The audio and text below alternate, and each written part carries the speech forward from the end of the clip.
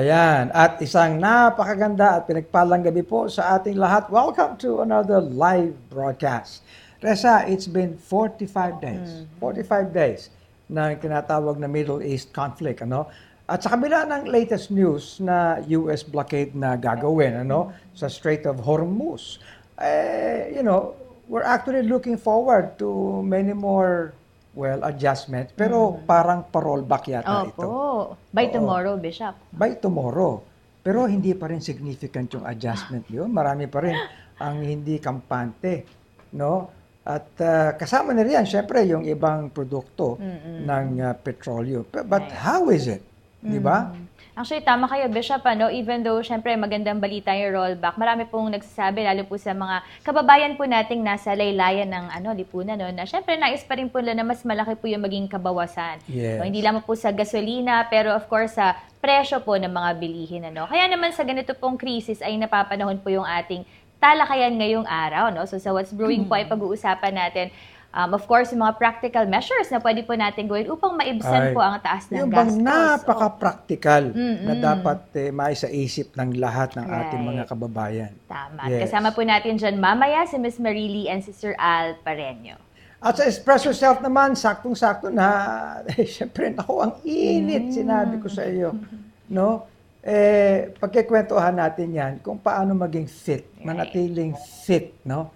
At hydrated sa mainit na panahon na ito. Alamin natin yan, ang mga healthy and beat the heat tips galing sa ating mga fit bodies. So, don't miss this interesting discussion. At sa atin naman pong kalusugan, more on this as we talk about proper nutrition for working Filipinos. No? So wag po nating kakaligtaan or let's not miss this informative discussion later sa ating Health Talks with our nutritionist expert na si Miss Antoinette Esmele. So manatili po kayo nakatutok. Stay with us for an hour of good talks. Ako po si Reza Abante Yebra. At ako naman si Bishop Ruben Abante. Join us and let's have good talk over good coffee. Welcome to the Lighthouse Cafe.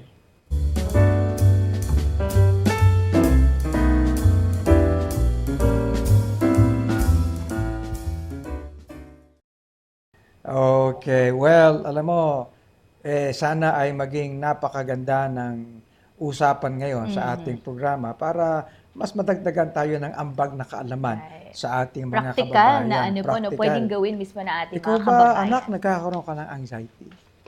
Saan pong pa? Sa ngayon mo, syempre, di mo po Syempre, maiiwasan balot yan, tayo Bishop. ng uncertainties. Opo, kasi ang dami. And katulad nga po ng mga sa balita, no, sabi nila, 2 weeks daw po yung magiging, pero actually, hindi pa naman po talaga okay, no? So, people are thinking Alam mo, talaga kahit bang- na syempre galing tayo sa Lighthouse Bible Baptist Church, palagi kong tinuturo yung magkaroon tayo ng living hope. Right. The hope of glory. Pero nandito tayo sa ating bansang ito eh. At sama-sama tayo. Mahirap naman na parang tayo lang ang nakangiti. Kaya ganito ang ginagawa natin. And for tonight, sa episode na ito, we have with us napaka-practical na approach na ito. Of course, Miss Marily, magandang araw sa Magandang iyo, araw po. Marie.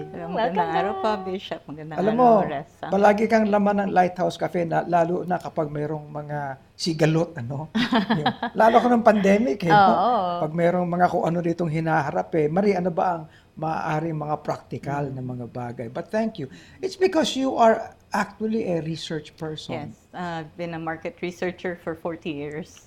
40 years? Yes, and I've retired already. Oo. Anong relationship mo sa kanya? Boss ko po siya. Nakaraan po. Nag-start ako sa career. Ayan. And to give us a good insight of what's out there, lalo na Marie, sa Israel mismo. Yes. Itong kaibigan kong ito talaga, ewan ko ba, naka-base na ito sa Tel Aviv. Well, let me please introduce Attorney Al Pareño. Magandang araw sa iyo, Attorney Al. Kamusta po? Welcome to Lighthouse Cafe. Good afternoon. Good evening, Bishop. Good morning, Ma'am. Good morning, Ma'am. Hello. But you're not in Tel Aviv, are you? Ano yan? Well, you are not in Ano, Tel Bishop? Aviv. Of course, wala ka Right sa now, Israel. no. I was able to leave. Nakalis ako, Bishop, before the war, but going back soon. Ang bihira, okay naman yun, no? Bago pumutok, samantalang yung mga pumunta sa ating Olgo, Oo nga. nasabit sila. Eh. Nahirapan makabalik. Anyway. Pero, naging guest ka na naman dito before, Attorney Al. Hindi ka na bago sa Lighthouse Cafe, hindi ba? Yes, yes. yes. Maraming beses na on different topics. Okay. Alam mo, Marie, unahin natin siguro sa pag-uusap na ito. I would like to understand kasi siyempre kahit sa atin, we would like to get the best practices of people around. Kasi siyempre yung conflict, yung lagay natin ngayon, sinasabi nga yan dahil sa conflict sa labas ng Pilipinas. Di ba tayo nadadamay? Apektado tayo. Apektado tayo. Pero, Attorney Al, for an Israeli o yung community, siguro sa Tel Aviv, alam mo naman kung paano sila mabuhay doon, di ba? So, Yes, yes. Kumusta ang kanilang outlook in the midst of this conflict? Siguro, Bishop, the way, matagal ba tayo? Let me try to... Concisely, no? Oo, sige. Okay lang. Hindi, context lang. So, kasi syempre, constitutional law ang aking background. And, Yes. so let me frame it that way. So basically, Israel is a free country. It's free. That's the classification of Freedom Index. I'm not just saying that. It's a free country. They have religious freedom. They have freedom of speech. They have the human dignity basic laws.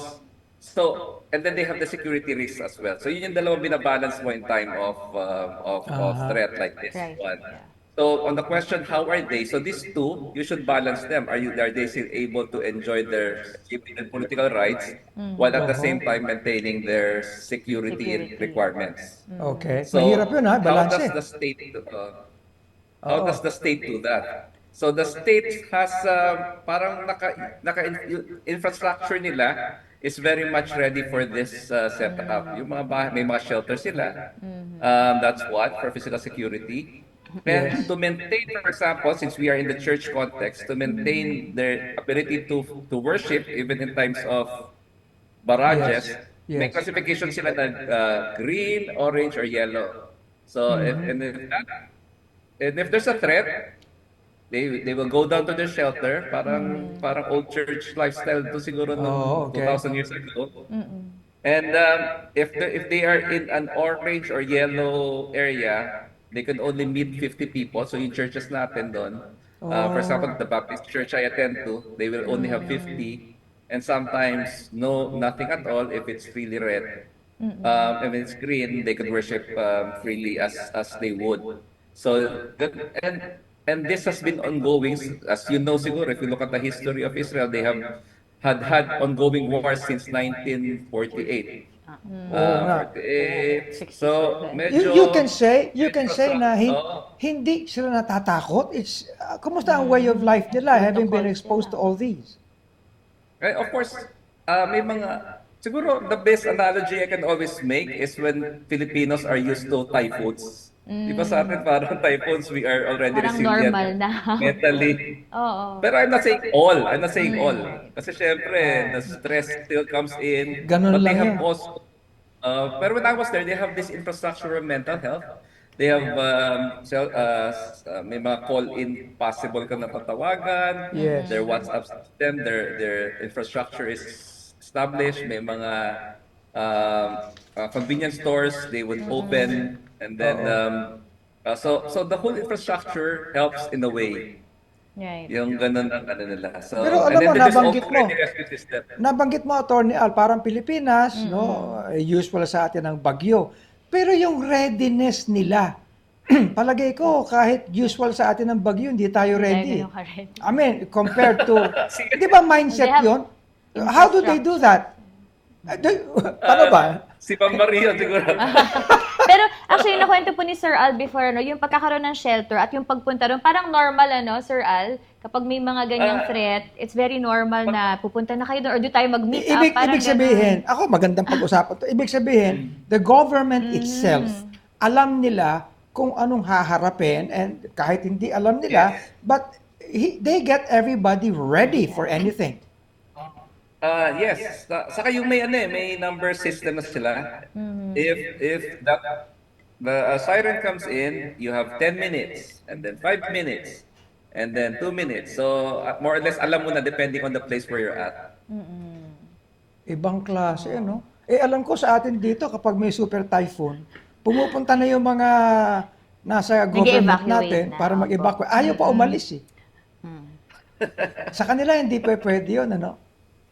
Um, galing din akong gobyerno so medyo mas Pero, maganda siguro yung mas mag- ano ba yon?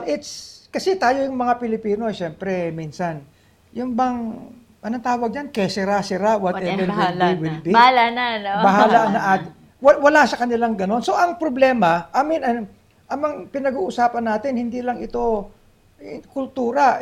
Ano ba? Sa atin, it's a matter of mindset, no? Right.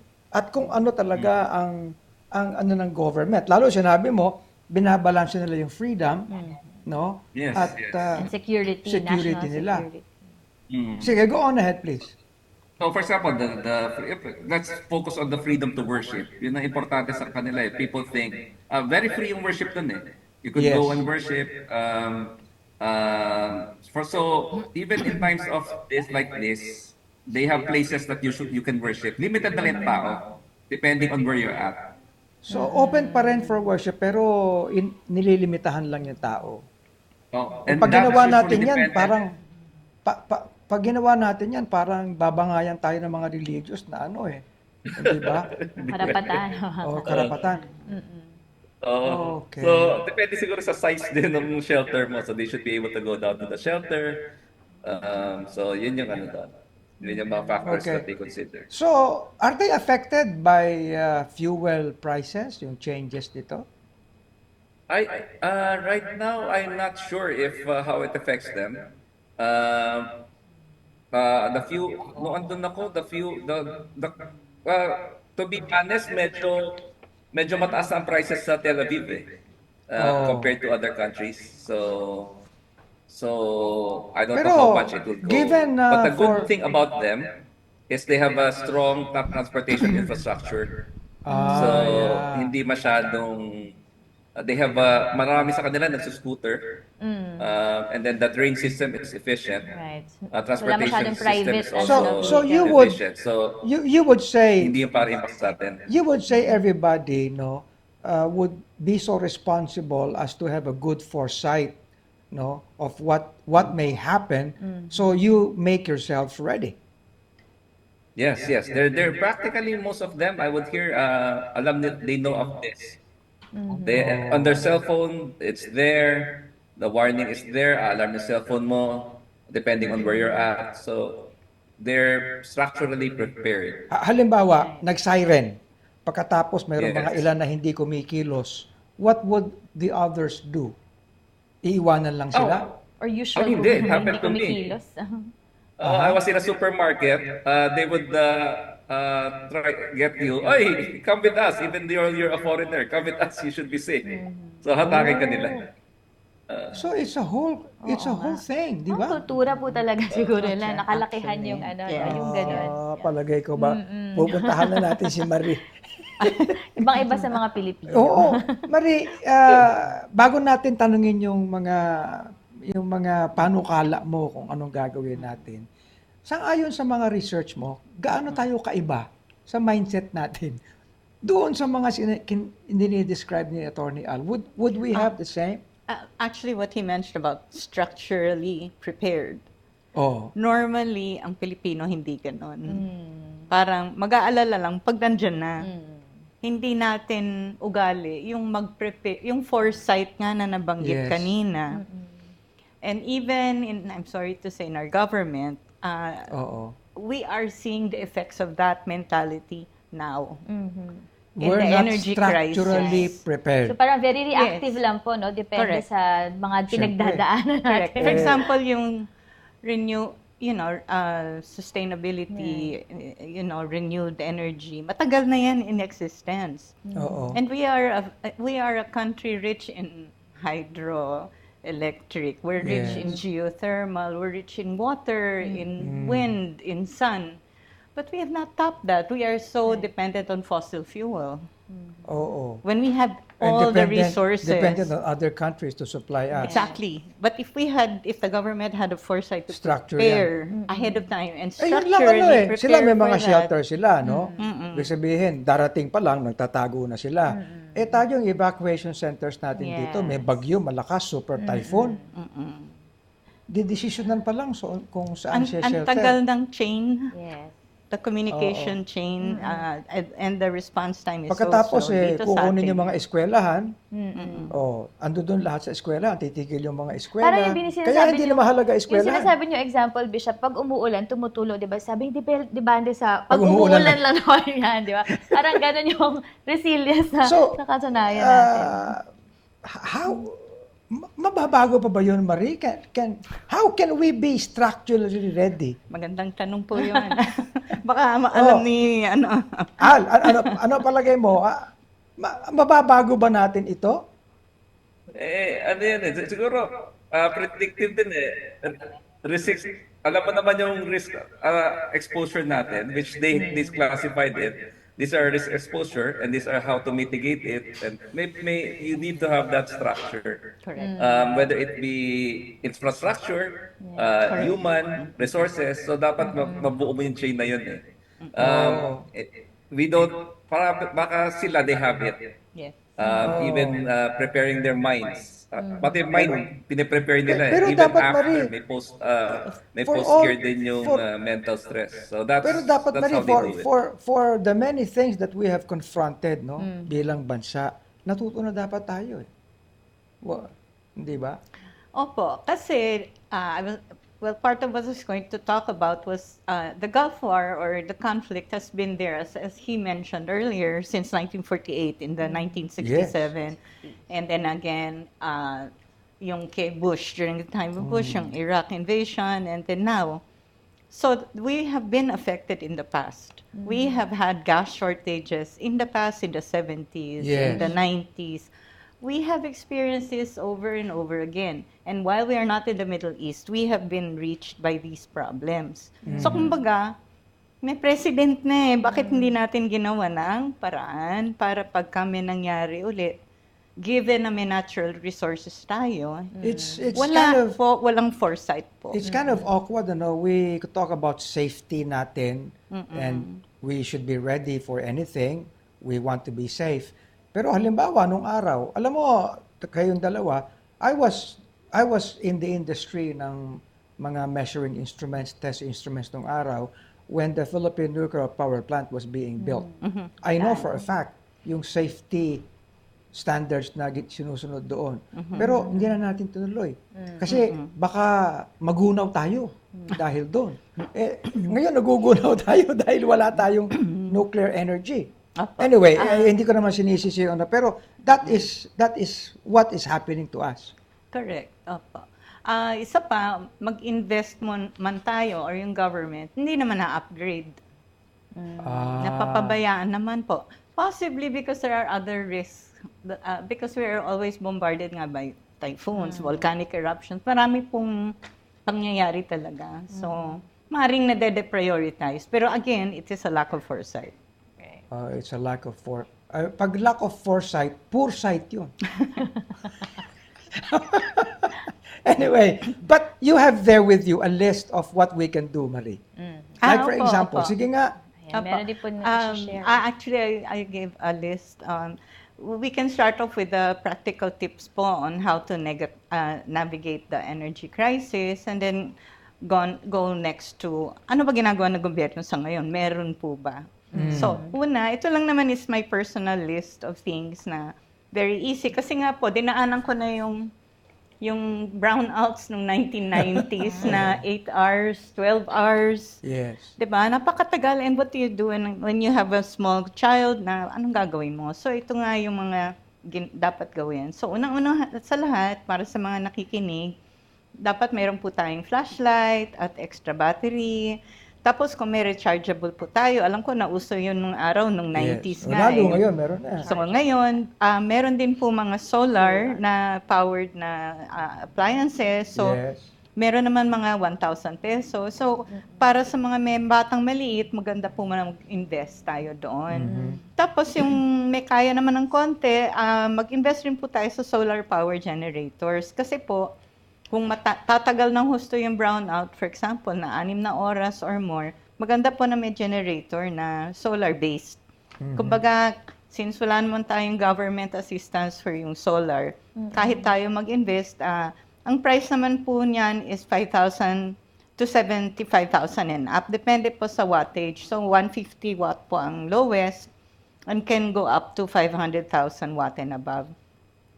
At this come with a 100 watt to a 300 watt solar panels. Meron naman po, for those who can afford it din po, yung solar panels sa roof. Yes. Na they can generate 3 to 5 kilowatt depending on the number of panels na pwede mo ilagay sa bubong. Pero para sa ating mga kababayan na wala namang hindi makabili ng gano'n, ang pwede po yung rechargeable or yung kung maliit na solar power. Lalo na po, kasi malamang dahil sa mataas ang gasolina, magwo-work from home. So for you to maintain your job, napakahirap din ng job loss ngayon, tumataas po. Nagtatanggalan po ang ibang company. So if you want to maintain your work and you work from home, Eh, maganda alam ko po nga, yung may- janitor, nare-request na rin kung pwede mag-work from home. Hindi naman siguro po. Tapos yung, again, kung may blackout, for example, so maganda po yung meron tayong transistor, radio, parang nung araw, at or crank radio. Yung crank radio po yung manually operated para umandar. Dinamo. Oh. Apo.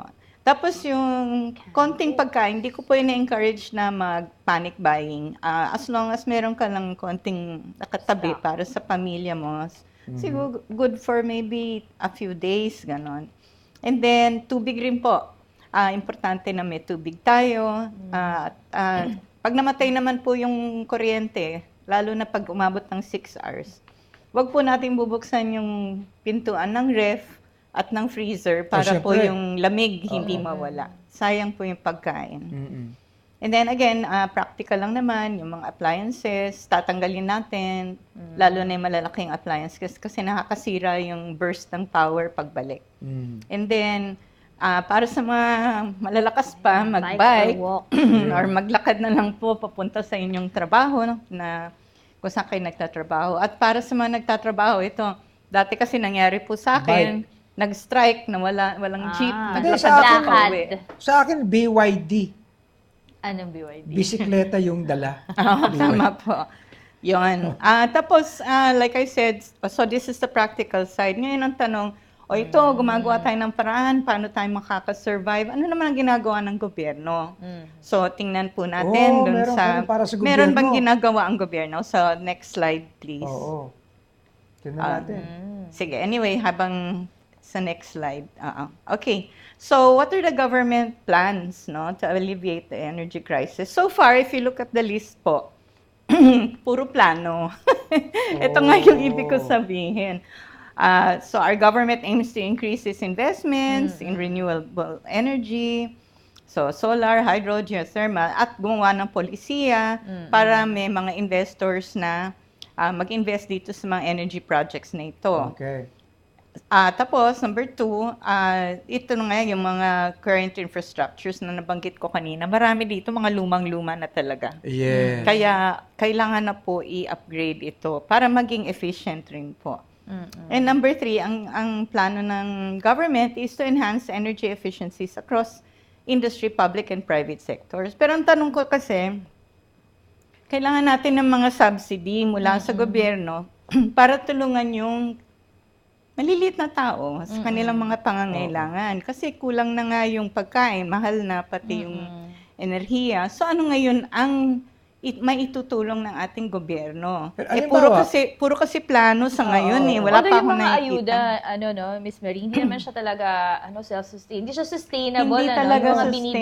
Hindi, binibigay. ito nga ang comment ko dyan. Opo. Nag-aayuda tayo sa mga drivers and everyone within Metro Manila. Yeah. Pero yung mga nagpo-produce opo. ng mga Farm to commodities, market. yung ano. farm to Yung market. transport Yung ng tra- goods to the wala. city. Actually, yung Hindi balita nila nga po sa ma-deliver. Baguio, hindi na talaga ma-deliver. Doon pinapamigay na Sa nila Pampanga yung ano. mga itlog, anak. Hindi na nila sobrang ma-deliver. mura.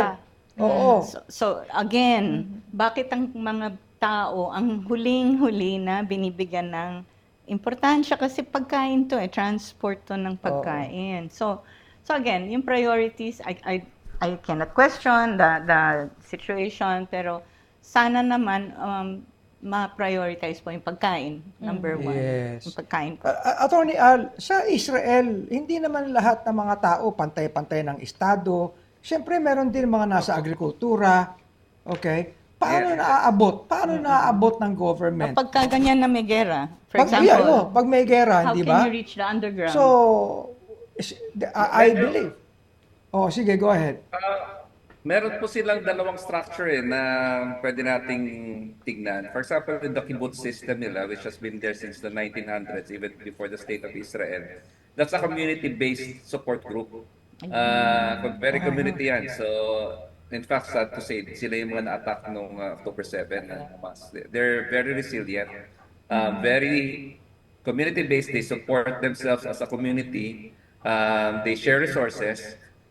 And then they're very good in agriculture. I'm trying to talk to them nga on how to apply some of their learning. Sila yung mga drip irrigation, sila yung mga dairy.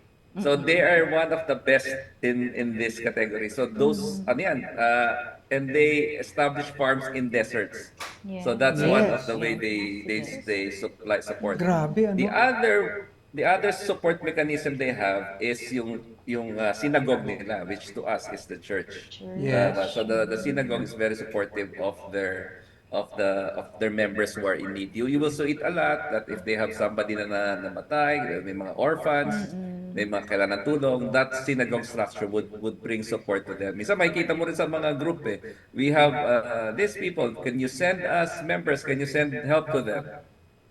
So those two structures, social structures, Yes. aside from the state, so I'll discuss na naman yung state So I'll move away from the state. Those two structures, the church and the community, yun yung that's a very strong social structure within the nation.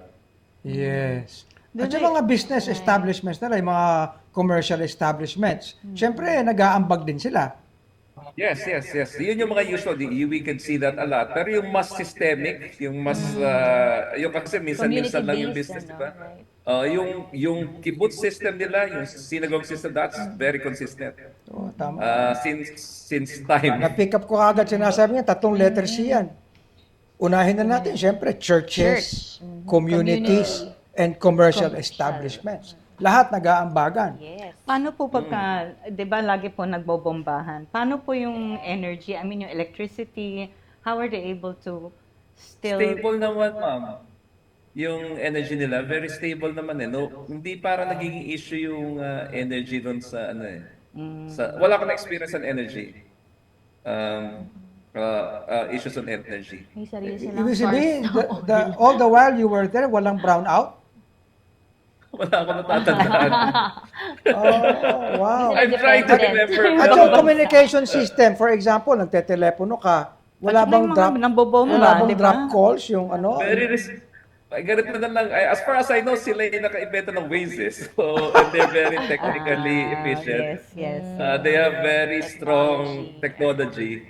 Correct. So The I can't wireless speak on detail. machine. I can't speak on detail. Pero as a consumer, and this is just me, wala akong experience on energy and communication. Ibig sabihin, it's in the people themselves. Right. Yung pagiging proactive in being ready for anything. Correct. Di ba? Yes. Magandang foresight, Ang hindi naisip ko nga na foresight. term, Bishop, adaptability Yung alam na nila na ganito yung sitwasyon nila and they adapted to it, no? Culturally, Galing, ano? infrastructure. You know, Yes, that's good. I hope we said something here na our people would take. Even those who are in government, Marie. Di ba? Lahat, nasaklaw na natin Those who are in commercial business, yung mga communities, at mga churches. Well, thank you so much, Attorney Al. Ang Thank you ganda po. nitong pag-uusap na ito. And of course, Thank Marie, you. Miss maraming salamat. Palagay ko po, naging napaka-pakinabang ang usapang ito. Huwag kayong aalis, magbabalik ang Lighthouse Cafe. Mga usaping in, mga paksang trending. Mga talakayang may kabulahan. Lifestyle at kultura ang sariling atin. Buhay Pinoy pag-usapan natin dito sa Espresso Self.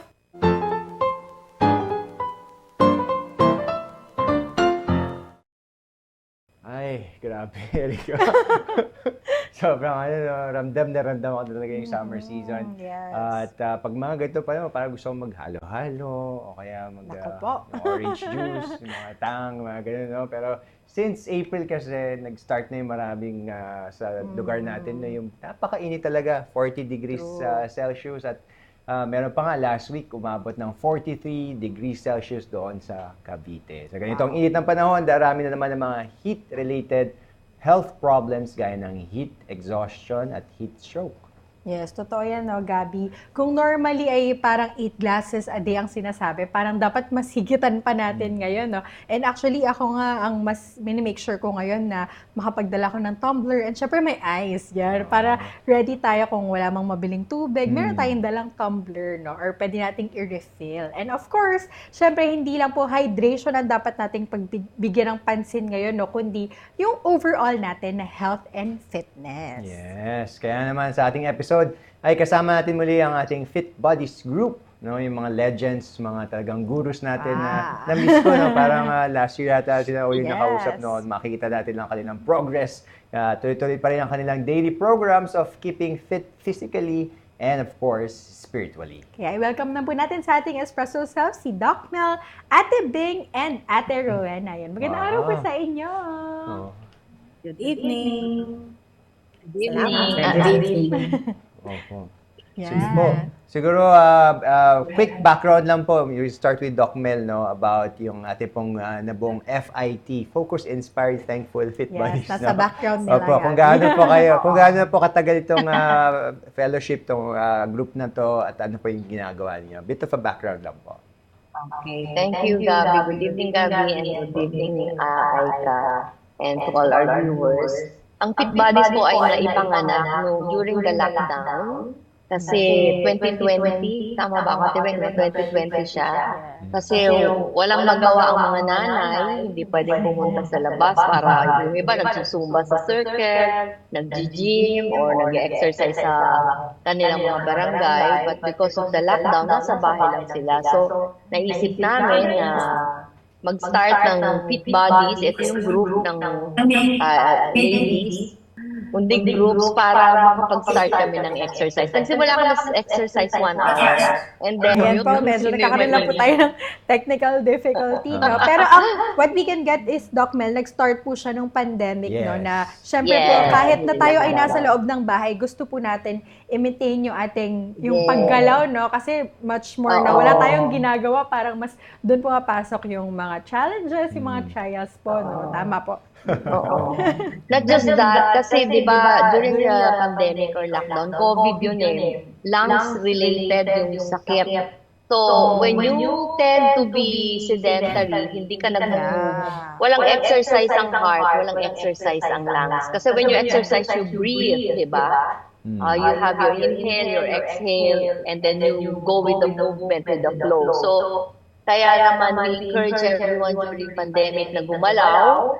And then, bukod sa physical conditioning sa paggalaw, yung activity, but also may mental health din na kasama yun dahil nagiging masaya sila. Nagkaroon kami ng group, meron kaming support group, and then nag-evolve na yun. From physical activity, 1 hour, nag-start na kami with a devotion of 30 minutes.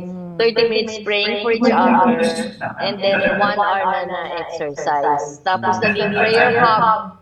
Naging prayer hub ang Fit Bodies kung saan kahit hindi members namin, yung family of members, relatives, friends, nagpapapray na. Tapos yung mga, alam niyo naman yung case ko, diba, na cancer survivor ako. So, yung mga may cancer na mga classmates ko sa chemo, yun, na-encourage namin mag-join or yun, magpa-pray kung meron silang mga challenges na hinaharap. So, yun po. Until now, nag-continue siya from 2020. So, 6 years na sa September.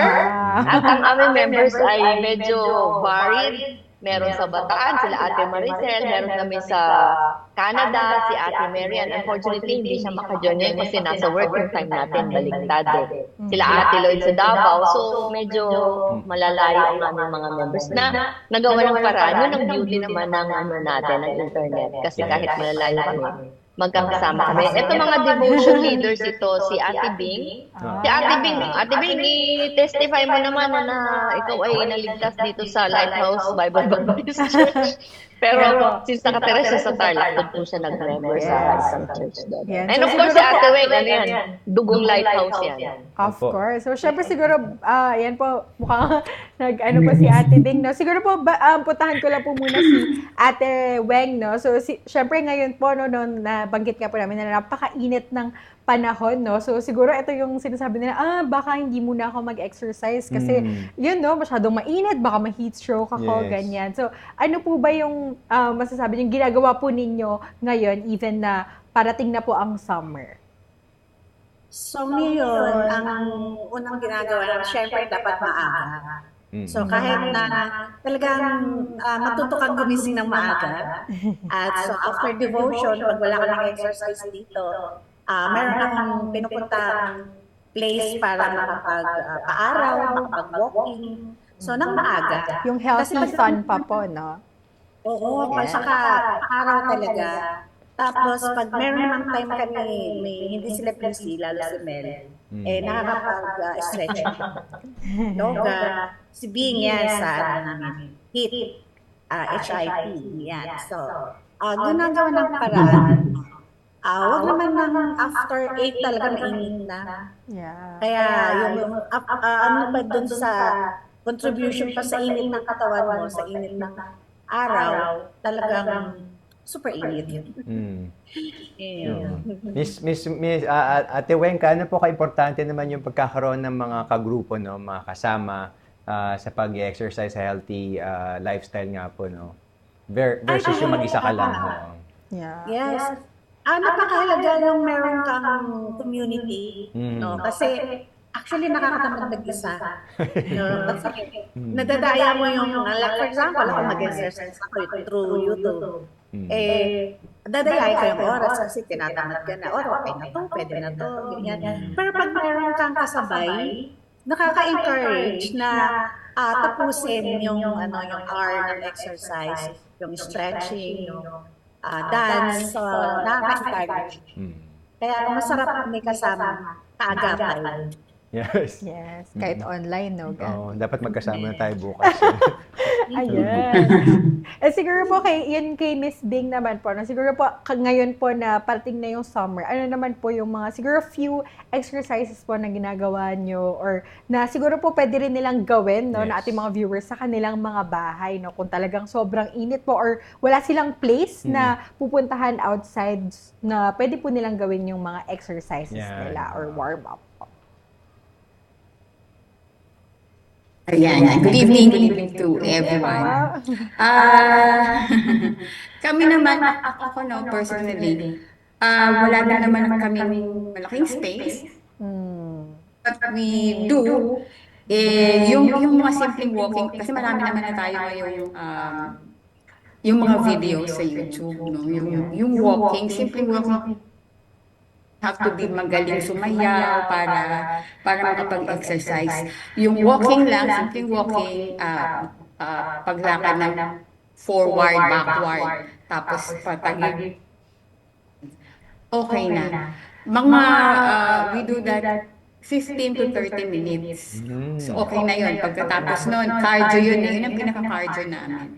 And then, mag-stretching na kami pag nandyan si Ma'am Mel. Actually, meron doon tayo, Ma'am Bing, no? I-add ko lang, nakalimutan ni Ma'am Bing. We endeavor na 3 times a week magkaroon kami ng weeklift, ng kahit yung dumbbells lang. Kasi siyempre, ang group namin ay medyo golden ladies na yun above. Hindi naman Wala po kami halata. masyadong wala kaming ka-members na medyo younger. So, alam natin na as we age, yung bones natin and muscles, kailangan din ng strength training. Kaya, hindi lang kami into cardio, kasi yun naman ang halos ginagawa ng lahat. And then, as we move every day, yun ang cardio natin. We go through the stairs, tapos naglalakad tayo, or we run. Pero kailangan talaga at least 3 times a week, merong strength training para yung sa muscles and sa bones. Yes. Kaya ginagawa rin namin. Yung si Ma'am Bing din ang nag-lead dyan sa aming weight na training na 15 minutes lang naman. And then, breathing exercise and stretching also is really very, very important. Tapos ang exercise, it goes also with age. Hindi po pwedeng katulad ng age namin, kami pa yung hihit lagi, yung high intensity interval training. Hindi pwede yon kasi siyempre yung aming mga veins and aming mga muscles and joints, hindi na katulad ng bata pa kami. So, sa exercise, meron din appropriate depende sa age and depende sa energy level and endurance level ng tao. So, ako, I suggest kung ang age natin ay katulad ng age namin and then hindi naman natin kailangan talaga ng super intense na exercise. Just yung sinabi naman Bing na walking, yung stretching, may chair stretching or they call it chair yoga, na mild lang yun. Ang mahalaga lang po talaga, even if you are young, you're adult, or you're senior, ang pinaka-importante ay consistency. Hindi yung isang araw, isang linggo, todo mag-exercise for 2 hours. Tapos 6 days a week, wala na. Dapat regularly. At least 3 times to 4 times a week. At 30 minutes during each session is okay na yun. Basta regular na exercise ang lungs, ang heart, ang muscles, and ang bones. Maganda na po yun para sa ating katawan. So consistency is really the key sa exercise sa mobility natin. And it goes with our mental. Yun, lagi ko sinasabi yung mental health, no? Kasi alam naman yan kahit sa church yan sinasabi na it's really the mind. No matter how strong your physical body is, if the mind is weak, if the mind is so worried, the body will follow, the body will get sick. Kaya mas importante na holistically ang ating pag-iingat sa ating katawan, spiritually, mentally, emotionally, and physically. So, yun dapat lahat yun na exercise, hindi lang isang parte ng katawan natin. Katulad ng kanina yung sinasabi yung sa pagkauhaw or sa dehydration. How to beat the heat, di ba? Wow. Hindi lang yung hydration na 10 glasses a day na sinabi ni Ate Weng. Kundi importante din na hindi tayo masyadong umiinom ng may caffeine at sugar. I'm sorry. Opo, I'm sorry. Kasi as you drink more sugary drinks and more caffeine, mas madali kang mauuha o mas madali kang ma-dehydrate. Actually, So, speaking of kapag- that, no, Dean Mel, no, kasi napag-usapan na po natin ito, yung pagkain po, no, and even yung mga drinks nga po, no, especially po siguro ngayong summer, ano po ba yung mga siguro, yun nga po, changes na kailangan nating gawin when it comes naman po sa healthy eating? And siguro po lalo ngayon na, yun nga po, tumataas, no, yung mga bilihin, meron po ba kayo share ng mga tips naman po? Lalo Kahit po, top 2 tips lang po, Yes. Dinel. No? Ay, ako muna, tapos yung dalawa naman. Ako, I really go for whole foods. When I say whole foods, I don't go for processed food. Mas mahal nga yun Sorry sa mga junk foods at sa mga fast foods. Kundi ako lagi kong sinasabi, lutong bahay ay pampahaba ng buhay. Kumain ng gulay, hahaba ang buhay. Gumalaw-galaw ng hindi pumanaw. Yun ang mga tips. Pasad nga po yan. Opo, Wow. okay na po tayo very dyan. brief, pero talagang tagos, Gabi. Oo nga, ipa-copyright nyo na po yan. No? Well, ako personally, no, kasi I think nagmamadali rin tayo dahil may mga commitments din tayo. No? Sasama na po kami ni Aika tomorrow sa session niyo po. Pero it's such a blessing. I know marami pa po kayong gustong sabihin, Dean Mel, for si Ate Weng, si Ate Bing. Especially dun po sa point na during the pandemic, may mga limitation man. Kayo po personally may mga limitation din kayo sa health, but you became a blessing, no? You were able to minister to others. So doon po talaga natin nakikita yung pagkilos po ng tamang pagkilos po ng biyaya ng Panginoon sa ating lahat. So maraming salamat po sa inyong lahat and continue on. Sasama na po si Erica sa inyo bukas, no? Yan, kukunin ko na lang po yung Zoom link. Oo. Pero again, maraming pong salamat po. Doc Mel, and yan, Miss Bing and Miss Beng. Opo, para Thank sa you akin. for having us. Opo, para sa akin no, naalala ko lang yung BYD, no? Yung Yes. build your discipline. Opo. Wow. Kasi importante po yun, motivation fades but discipline stays, no? Lalo na po sa atin po pag-minister sa bawat isa. Speaking of BYD, hindi pa natin sila sponsor. Susunod na po ang ating BYD, Build Your Diet. Special po yan para sa ating mga working people sa kanila pong nutrition. Yan na po ang Health Talks.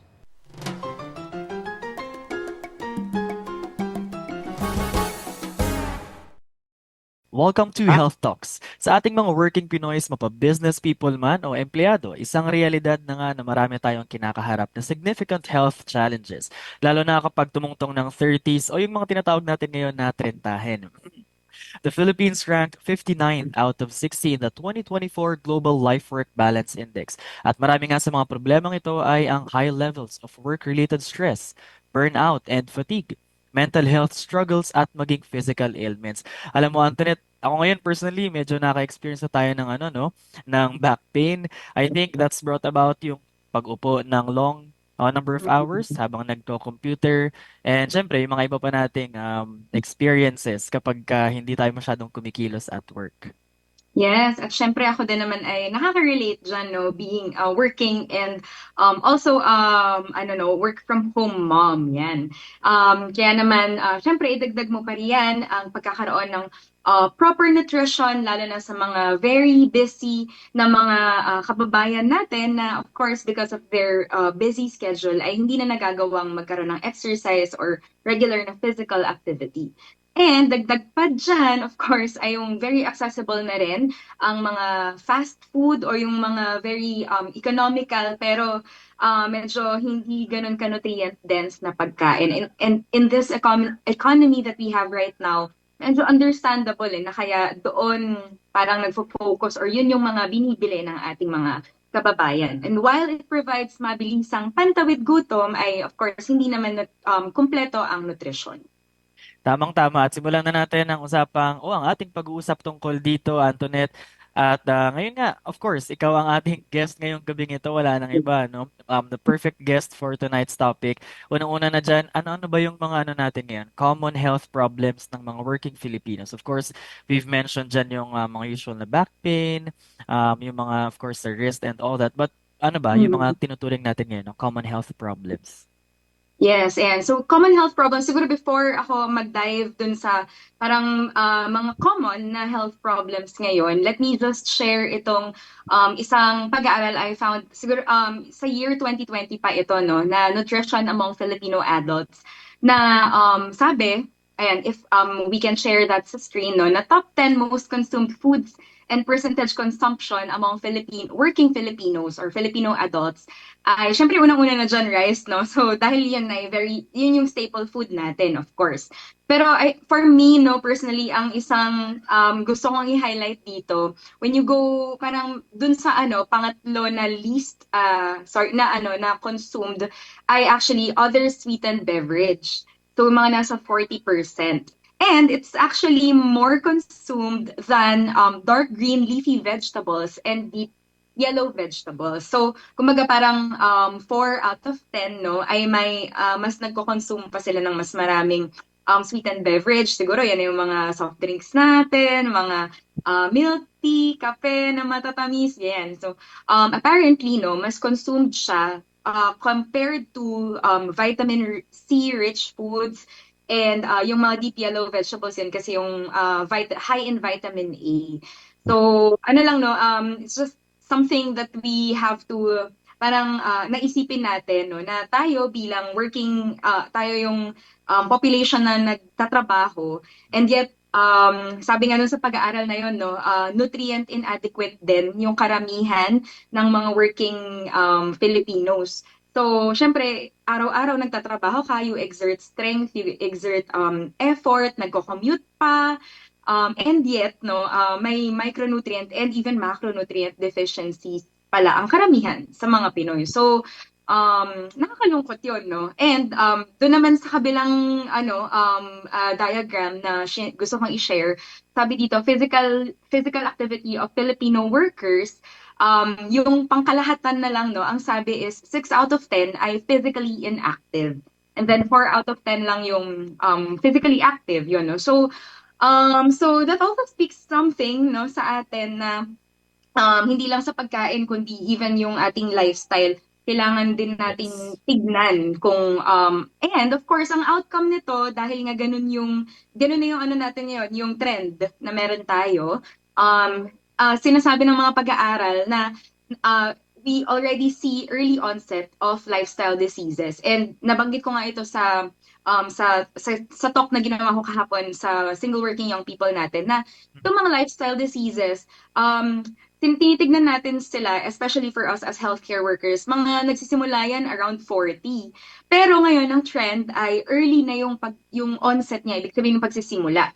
And what we are trying to do is actually to prevent yun nga, no, parang to even delay yung onset ng diseases na ito, kagaya ng hypertension. Dati, tinitignan natin siya, nagsimula sa 40 years old. Pero ngayon, apparently, they're seen among 20s and 30s na Filipinos. 1 in 3 Filipino adults actually have hypertension. And then type 2 diabetes, ang prevalence niya or yung percentage ng meron siya dito sa ating bansa, nagdoble in the past decade. High cholesterol also affects nearly 40% of adults, or titignan natin 4 out of 10 ay may high cholesterol na. And even fatty liver, no, karamihan, tumaas na rin yung prevalence nito. And it's also linked to high sugar and refined carbohydrates consumption. So ito'y base sa National Nutrition Survey and Philippine Statistics Authority, Harvey. So may kita natin na, yun nga, no, in a nutshell, earlier na yung onset ng lifestyle diseases na nung dati, may kita natin sa among 40s, 50s, no, na Yeah. adults. Alam mo, sad to say, Antoinette, that's actually the reality. Here in our workplace, medyo yan, nakikita yan ngayon. You mentioned that should be normal sa ages 40s and up. But now, totoo. Even our employees who are in their 30s, meron na hypertension, yung mga early onset ng mga ganyan. At alam ko na kung saan papunta itong usapan na to, no? But yun nga, going back, common health problems para sa ating mga working Filipinos. And siguro, dagdag ko na rin, no, syempre, hindi lang siya nakaka-apekto individually or sa mga kanya-kanyang pamilya ng mga Pinoy na merong ganito ng mga lifestyle diseases, but even to employers, no? Kasi syempre, when you have healthy employees, mas productive. Right.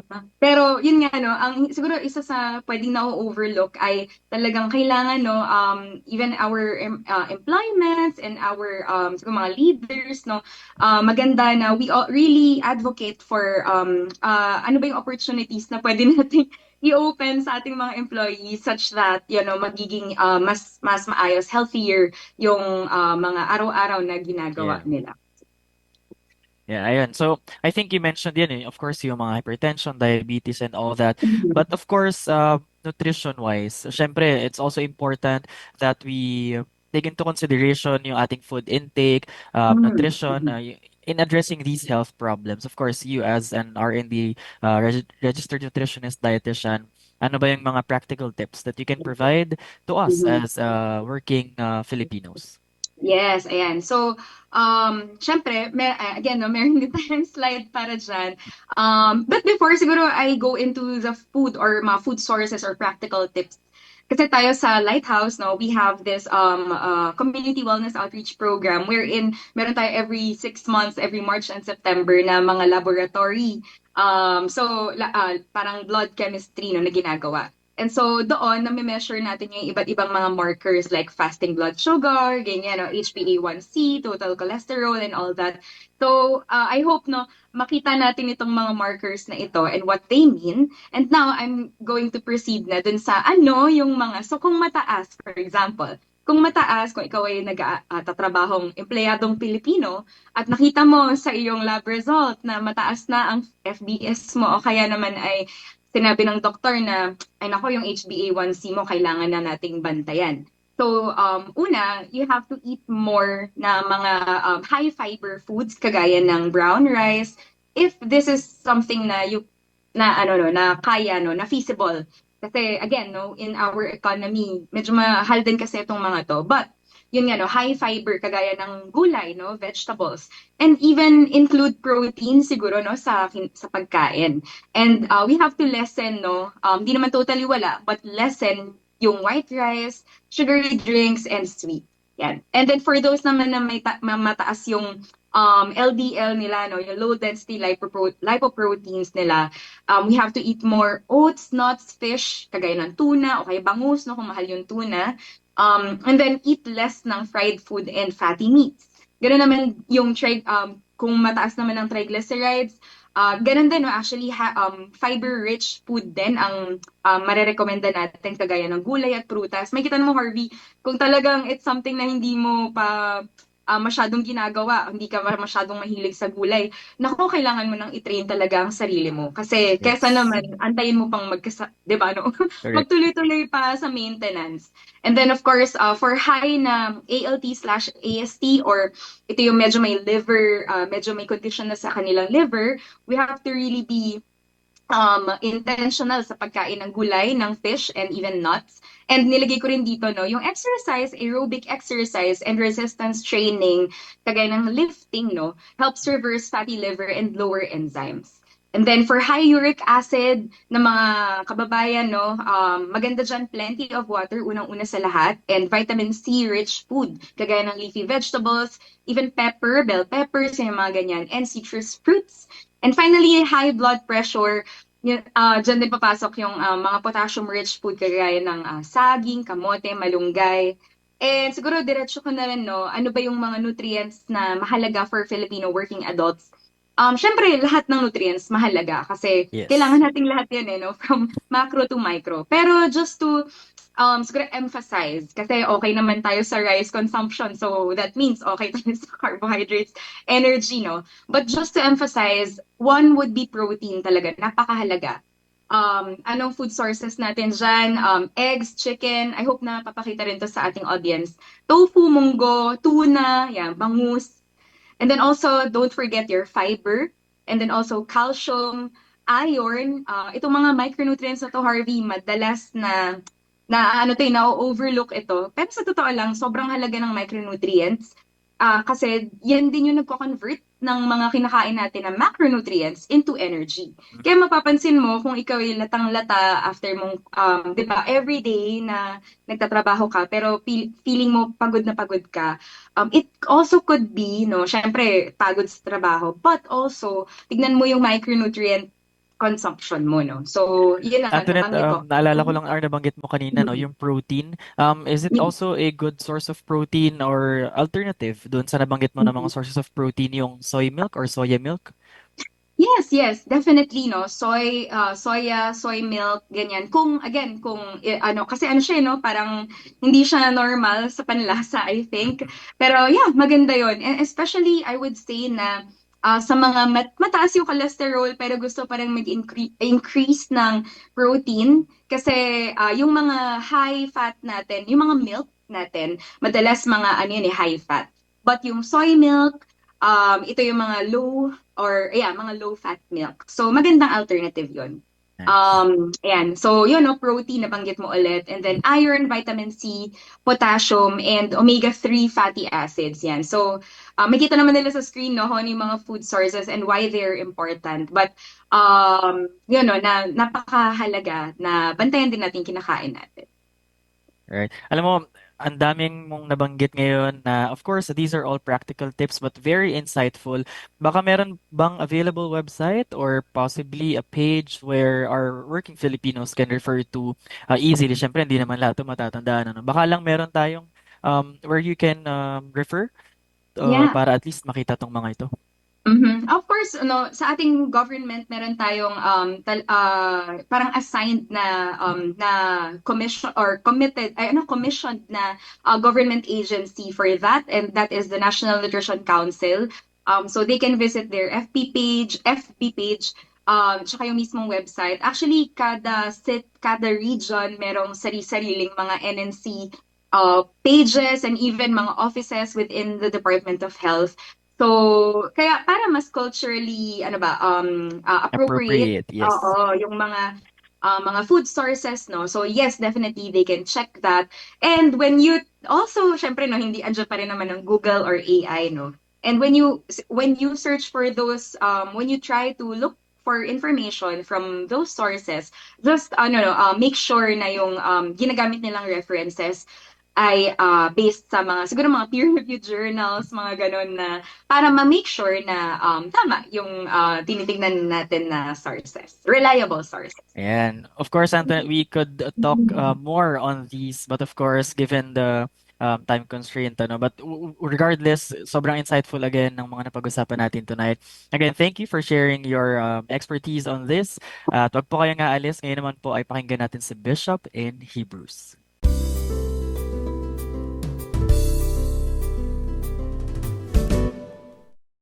Welcome to Hebrews. Ito po ang segment sa ating Lighthouse Cafe na naglalayo na base sa mga pinag-uusapan natin ay bigyan nating daan kung ano ang sinasabi ng banal na kasulatan. Alam niyo po, kanina sa ating What's Brewing ay pinag-usapan natin yung ating pagkakaroon ng readiness. Ano po? It's actually a biblical term. At nabanggit nga kanina na kinakailangan we should be structurally ready as a people. Ang pagiging handa po or being ready ay maraming tinutukoy, no? Pagtukoy sa banal na kasulatan. Like for example, ang sabi we should be ready for any time the Son of God or the Son of Man might come. That we might be ready to distribute, ready to share, yun po ano. And then ang sabi that we also should be ready to express the hope that is in us, the hope na nasa ating kalooban, ano po, that we also should be ready to any good work. Ano po, yung ambag sa marami, lalo na po sa panahon ng pangangailangan. Now, bilang mga mananampalataya, lahat po tayo na biblical Christians, ika nga, na mayroon ng Kristong tinanggap bilang Panginoon at tagapagligtas. Ang description po doon sa 1 Thessalonians chapter 5, na kung saan yung pagiging ready ay ginamit po dito yung salitang watch. Because if you are ready, then you should be watchful. Yan po tayo sa description na ito. Doon sa 1 Thessalonians chapter 5 and verses 5 to 8. Ang sabi, ye are all the children of light. Ay napakaganda pong description yan. Because of the presence of the Lord Jesus Christ in our hearts, His Word, and His Spirit in us. Then, we are called to be children of light. God being light, and by faith, we are children of God in Christ. Ang sabi, the children of the day po tayo. We are not of the night, nor of darkness. Therefore, ang sabi, let us not sleep as do others, but let us watch and be sober. Yan po ang ginamit dito to describe yung pagkakaroon ng readiness. Watchful, ano po, and having a sober mind. Merong kahinahunan sa pag-iisip at mapagmasid. Yan po ang kinapalooban ng salitang ready. Ang sabi sa verse 7, because they that sleep, sleep in the night.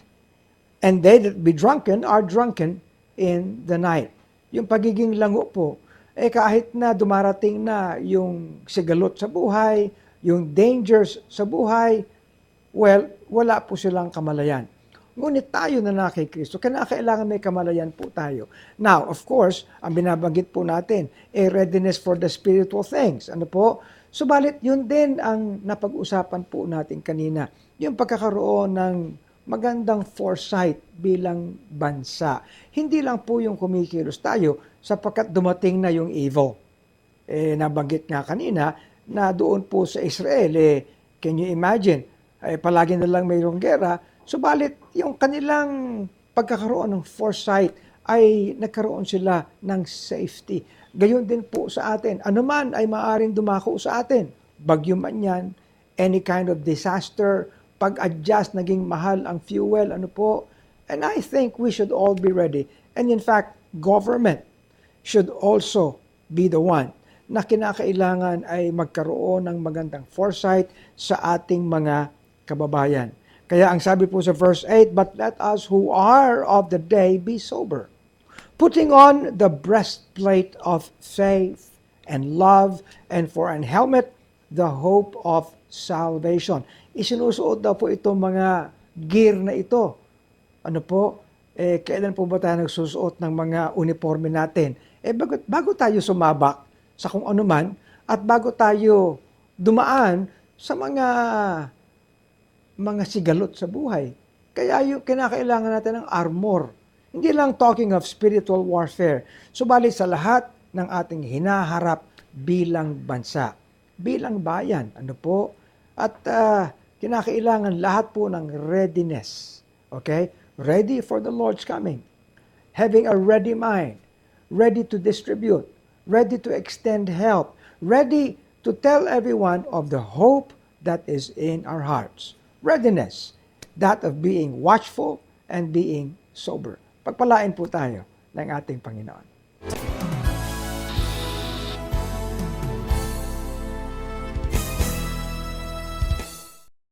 And thank you for having joined us today. Napakaganda at napaka-practical po ng ating mga napag-usapan. Ano po? At nawa ay nagbigay sa ating lahat ng magandang kamalayan, maging mga pagpapala man. Ano po?